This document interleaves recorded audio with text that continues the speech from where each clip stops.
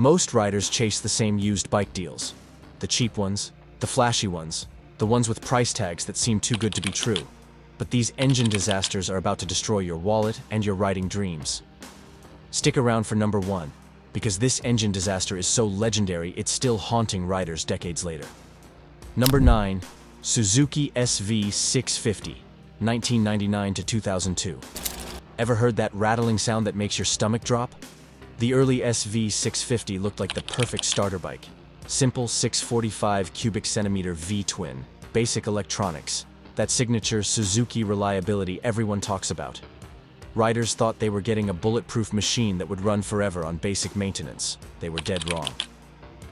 The cam chain tensioner on these early birds is made of plastic, actual plastic, trying to control a metal chain under constant stress.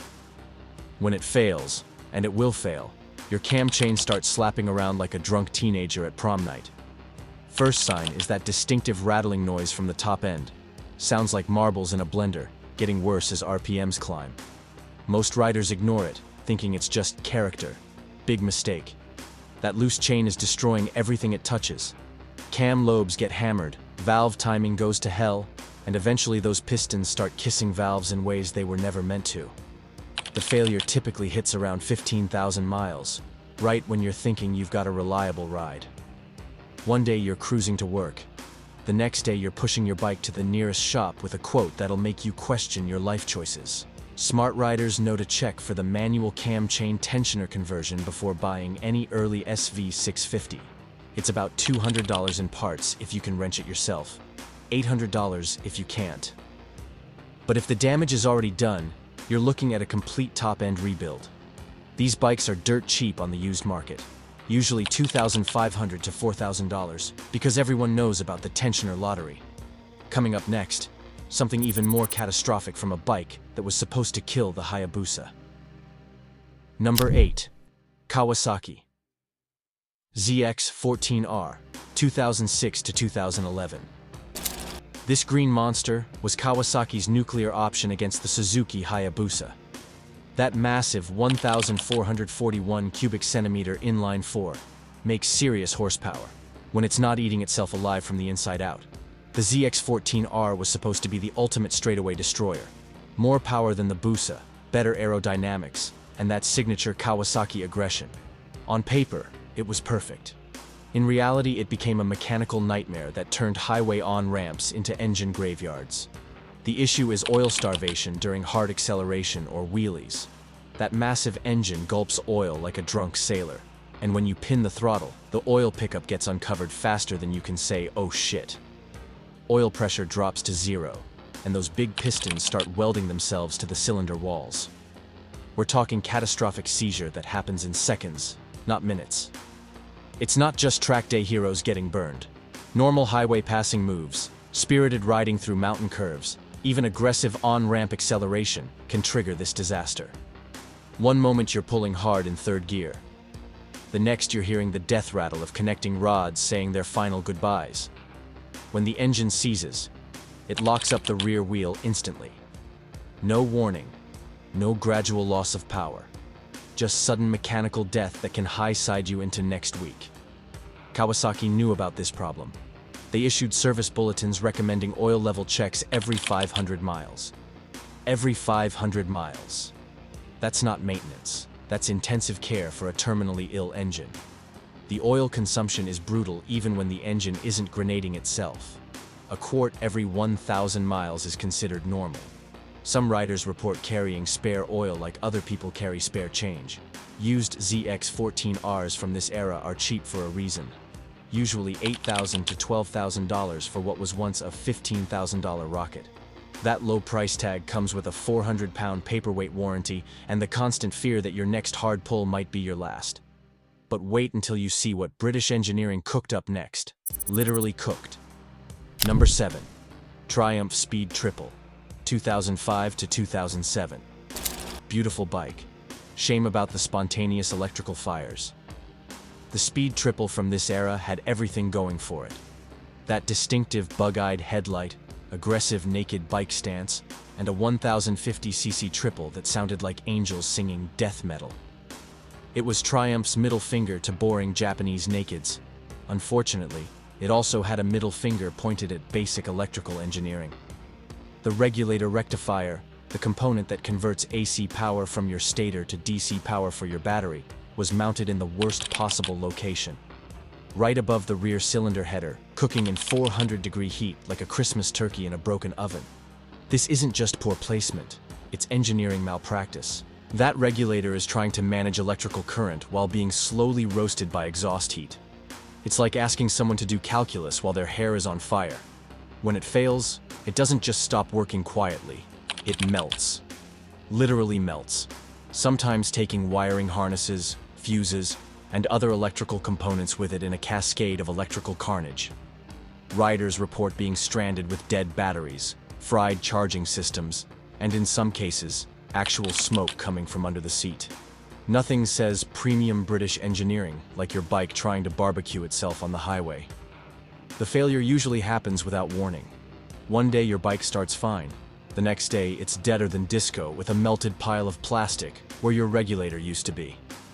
The replacement part costs about $300, but the real expense is the labor to install it properly and reroute the wiring away from the heat source. You're looking at $500 in labor, minimum, assuming nothing else got fried in the meltdown. Later Speed Triple models moved the regulator to a cooler location, but these early ones are rolling fire hazards. Beautiful, fast, characterful fire hazards that'll leave you stranded and broke. Used examples go for $6,000 to $9,000, and every single one is a potential electrical disaster waiting to happen. Next up, Honda tried to get fancy with VTEC and it backfired spectacularly. Number 6. Honda VFR800, 1998 to 2001. Honda's VTEC experiment on motorcycles became a valve guide disaster that's still haunting riders today. The VFR800 was supposed to showcase Honda's variable valve timing technology. That clever VTEC system switches between 2-valve and 4-valve operation depending on RPM, promising the best of both worlds: low-end torque and high RPM power. Sounds brilliant on paper. In practice, it became a masterclass in how to destroy valve guides in spectacular fashion. The problem is, those valve guides weren't built for the constant switching stress. Every time the VTEC system engages and disengages, it puts additional stress on the valve train components. Over time, those guides start wearing out prematurely. The result is oil consumption that would make a Harley-Davidson blush. We're talking a quart every 500 miles on a good day, sometimes more if you're riding hard. But oil consumption is just the beginning of your problems. When those guides really let go, you get oil burning so bad it looks like a mosquito fogger rolled through your neighborhood. Blue smoke clouds follow you everywhere, announcing your mechanical shame to the world. The smoke gets worse under load. Hit the throttle hard and you disappear in a cloud of blue haze like some kind of petroleum-powered magician.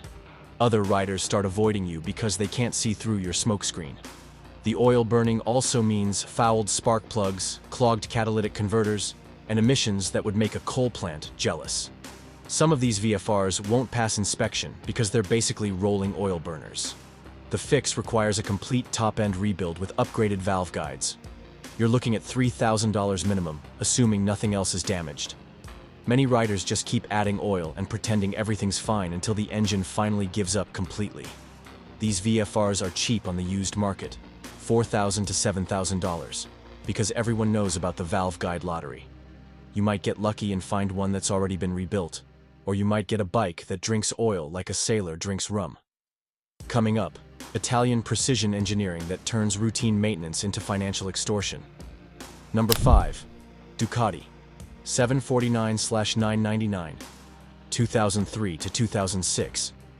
Desmodromic valves, the pinnacle of valve train technology, until they try to kill your engine. Ducati's 749 and 999 were supposed to showcase the ultimate in valve train engineering. No valve springs, just mechanical precision opening and closing valves with cam-driven rockers. Pure Italian engineering genius that promised race-level performance for the street. What they delivered was a $5,000 maintenance nightmare disguised as a superbike. The Desmodromic valve system sounds brilliant in theory. Those valves are opened and closed mechanically, eliminating valve float and allowing higher RPMs than spring-operated systems. It's the same technology Ducati uses in MotoGP, so it must be bulletproof, right? Wrong. Dead wrong. Those Desmo valves need adjustment every 6,000 miles. Not checking. Actual adjustment with shims, measuring clearances, and precision work that takes hours. Miss a service interval, and those clearances go out of spec faster than your bank account empties. Too tight, and valves start hitting pistons during high RPM operation. The result is bent valves, damaged pistons, and a complete top-end rebuild that costs more than most people's cars. Too loose, and you get valve float that'll grenade your engine the first time you hit the rev limiter. Those valves start floating at high RPM, kissing pistons in ways they were never meant to touch. But here's the real kicker: the timing belts. Those cam timing belts need replacement every 12,000 miles or 2 years, whichever comes first. Not 15,000 miles, not when they look worn, not when you get around to it. 12,000 miles. Period. Skip the belt service, and when that belt snaps, not if, when, those pistons meet those valves in a very expensive handshake. We're talking complete engine rebuild, assuming the cases aren't cracked from the impact. The service costs are absolutely brutal. Valve adjustment runs about $800 if you can find a shop that knows Desmo systems. Belt service is another $1,200 because everything has to come apart to access those belts. Do both services together and you're still looking at $1,500 every 12,000 miles. That's not maintenance, that's extortion with an Italian accent. The really cruel part is that these services can't be skipped or delayed. Miss one interval and you're gambling with a $15,000 engine. Most riders get tired of feeding the Ducati service monster and sell before the next major service is due. Used 749s and 999s are everywhere on the market, $6,000 to $12,000 depending on year and condition, because owners get tired of the constant financial bleeding. Beautiful bikes that sound like angels singing death metal, but they'll eat your wallet alive. The smart buyers check service records religiously. No documentation of recent valve service and belt replacement? Walk away, no matter how good the price looks. Coming up, German engineering that explodes when you least expect it. Number 4, BMW R1150 GS, 1999 to 2003. The ultimate adventure bike with the ultimate final drive disaster.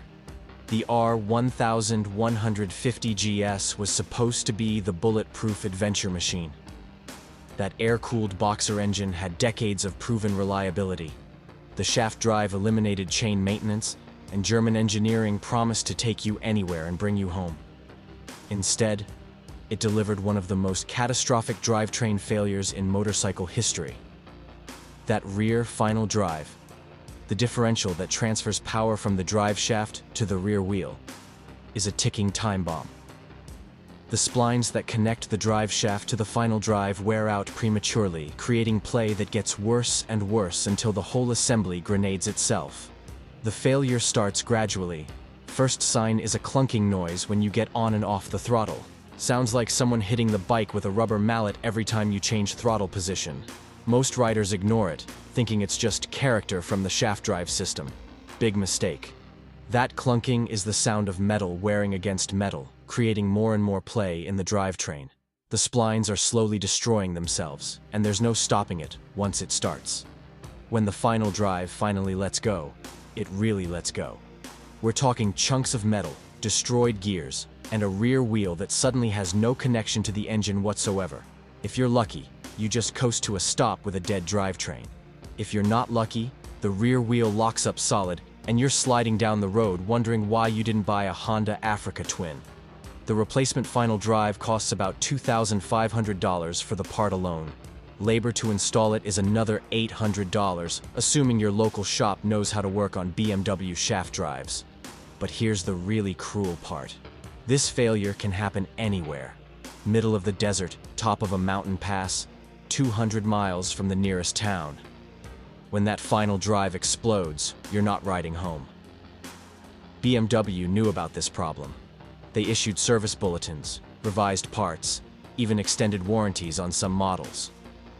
But thousands of these bikes are still out there with original final drives, waiting to explode. Used R1150 GS bikes go for $4,000 to $8,000, and every single one is a potential final drive disaster. The smart money checks the service records, and listens carefully for that telltale clunking. But German reliability issues pale next to what Italian superbike engineering delivered. Number 3. Aprilia RSV1000, 1998 to 2003. Italy's answer to Japanese superbikes came with rod bearings made of compressed hope and Italian optimism. The RSV1000 was supposed to be Aprilia's superbike masterpiece. That screaming 60-degree V-twin made all the right noises, the chassis was race-bred, and the styling was pure Italian aggression. What it delivered was one of the most catastrophic engine failures in superbike history. The rod bearings in these early engines are criminally underbuilt for the power output. They fail without warning, usually right when you're having the most fun. We're not talking about gradual bearing wear that gives you warning signs. This is sudden, catastrophic failure that happens in milliseconds. 1 second you're carving corners at 9,000 RPM. The next second, there's a connecting rod sticking out the side of your crankcase like a mechanical middle finger pointed at Italian engineering. The failure is so violent, it often cracks the cases, destroys the crankshaft, and sends metal shrapnel through the entire engine. It's not just a rod-bearing failure, it's complete engine destruction. Here's the really cruel part.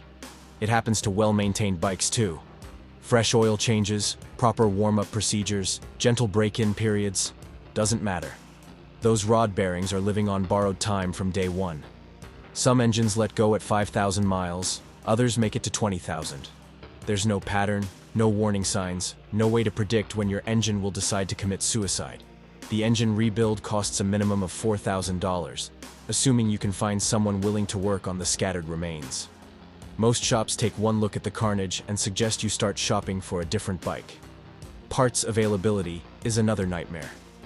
Aprilia's dealer network was never great, and finding internal engine components for a 20-year-old Italian superbike is like hunting unicorns. Used RSV1000s from this era are dirt cheap, $3,000 to $6,000, because everyone knows about the rod-bearing lottery. You might get 50,000 miles of trouble-free riding, or you might get 5,000 miles and a very expensive pile of scrap metal. It's Italian roulette with your bank account as the stakes. Next up, Yamaha's reliable tourer that earned a terrifying nickname. Number 2. Yamaha FJR13000, 2003 to 2005. They call it the ticker, and it's not your turn signal. The early FJR1300 had everything going for it on paper.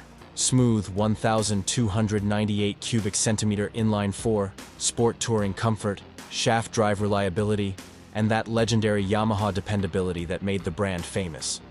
What it delivered was a mechanical time bomb with a distinctive soundtrack. That ticking noise coming from the top end isn't normal engine noise. It's your cam chain tensioner slowly giving up on life, creating a mechanical countdown to complete engine destruction. The hydraulic cam chain tensioner on these early models fails gradually, letting the cam chain develop more and more slack over time. That slack creates a distinctive ticking noise that gets progressively worse, like a mechanical metronome marking time until disaster strikes. Most riders hear the ticking and think it's just character from the big inline-4. They're wrong. Dead wrong. That loose cam chain is jumping around inside the engine, slowly destroying everything it touches. Cam lobes get hammered, timing chain guides wear out, and eventually the chain jumps timing completely. When a cam chain jumps timing on an interference engine like the FJR's, pistons meet valves in a very expensive collision. We're talking bent valves, damaged pistons, possibly cracked heads, complete top-end destruction. The ticker can start as early as 20,000 miles, right when you're thinking you've got a reliable long-distance tourer. That gentle ticking becomes a constant reminder that your engine is slowly committing suicide. The really cruel part is how gradual it is. The ticking starts quietly, barely noticeable at idle. Over thousands of miles it gets louder and more persistent until it's audible over wind noise at highway speeds. By then, it's often too late for a simple tensioner replacement. The chain has stretched, the guides are worn, and you're looking at a major top-end rebuild. Fix it early when the ticking first starts? About $1,500 for tensioner replacement and chain service. Wait until the chain jumps timing? $4,000 minimum for complete top-end reconstruction. Yamaha fixed this problem in later models with a redesigned tensioner system. But those early FJRs are still out there, ticking away like mechanical time bombs. Used examples go for $6,000 to $10,000, and every single one is a potential ticker waiting to destroy your engine and your bank account. But nothing, and I mean nothing, compares to the legendary disaster coming next. Number 1. Suzuki TL1000 SR, 1997 to 2000. Here's the engine disaster that's still legendary among riders who survived the late 90s superbike wars. The TL1000 SR didn't just have engine problems. They had engine problems that could kill you. Suzuki built these bikes to compete directly with Ducati's superbikes. That 996 cubic centimeter 90-degree V-twin was supposed to deliver Italian performance with Japanese reliability. Instead, it created homicidal motorcycles that actively tried to murder their riders. The engine problems started with underbuilt connecting rods that couldn't handle the power output. But the real disaster was what happened when those rods let go. Unlike most engine failures that give you some warning, knocking, loss of power, gradual deterioration, the TL's engine seizures were instant and catastrophic. 1 second, you're leaned over in a corner at 80 miles per hour. The next second, the engine locks up solid, instantly stopping the rear wheel without any warning whatsoever. The physics of what happens next are terrifying. When the rear wheel suddenly stops rotating mid-corner, the bike high-sides so violently that riders called it the Widowmaker. Not because it was the engine seizures were completely random and unpredictable. Well-maintained bikes with fresh oil changes, low-mileage examples that had been babied since new, even freshly rebuilt engines. Didn't matter. That V-twin was a ticking time bomb with a personal grudge against anyone brave enough to ride it. The connecting rod failures happened without warning. No gradual bearing knock, no loss of oil pressure, no temperature spikes. Just instant mechanical death that could happen at any RPM, any throttle position, any time. When the rods let go, they didn't just seize the engine. They often punched holes through the crankcase, sending oil spraying everywhere and creating an instant oil slick behind the bike. If the seizure didn't kill you, the oil slick might finish the job for any rider following behind. The failure rate was so high that insurance companies started treating TL1000s as high-risk bikes. Premiums skyrocketed, and some companies refused to insure them at all. Suzuki tried everything to fix the problem. They issued recalls, revised internal engine components, even offered to buy back some bikes from terrified owners. But the damage was done. The TL1000 had earned a reputation as the bike that would kill you, and no amount of engineering fixes could restore rider confidence. The used market collapsed completely. Bikes that cost $12,000 new were selling for $4,000 within 2 years. And even at those prices, buyers were scarce. Nobody wanted to own a motorcycle with a documented history of trying to murder its riders. Today, these bikes are collector curiosities. Beautiful, fast, and absolutely terrifying. They're cheap because everyone knows the history. You can find clean examples for $3,000 to $5,000, but you're not buying a motorcycle. You're buying a mechanical Russian roulette game with your life as the stakes.